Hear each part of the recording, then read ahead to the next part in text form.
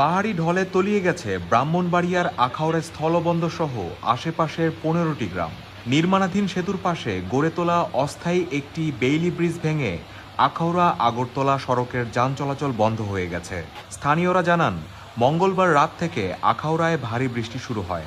সকাল থেকে বন্দরের পাশ দিয়ে বয়ে যাওয়া খাল দিয়ে ভারত থেকে তীব্র বেগে পানি ঢুকতে থাকে।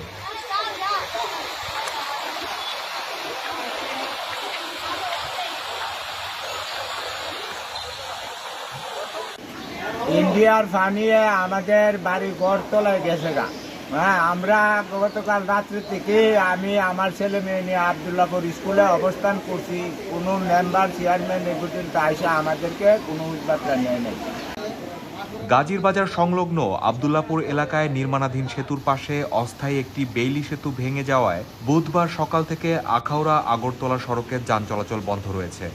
এর আগে গতকাল আখাউড়া খলাপাড়া এলাকায় হাওড়া নদীর বাঁধের কিছু অংশ ভেঙে পানি ঢুকতে শুরু করে।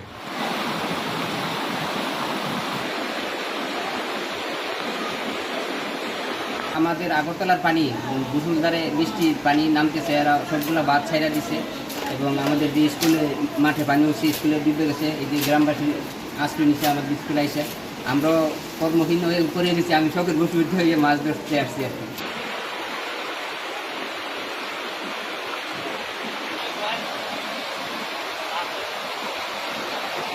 হঠাৎ করে বন্যা আয়া আমরা বাড়িঘর ফেরা স্কুল আয়া করছি, বাড়িঘরের মাল টাল কোনো কিছু আমরা আনতে পারি না।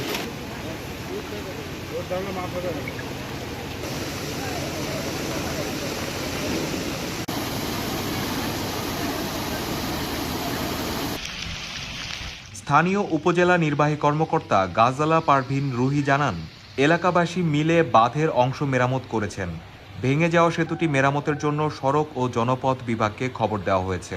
তবে দ্রুত এই সড়ক যান চলাচলের উপযোগী করা যাবে না বলে জানান তিনি।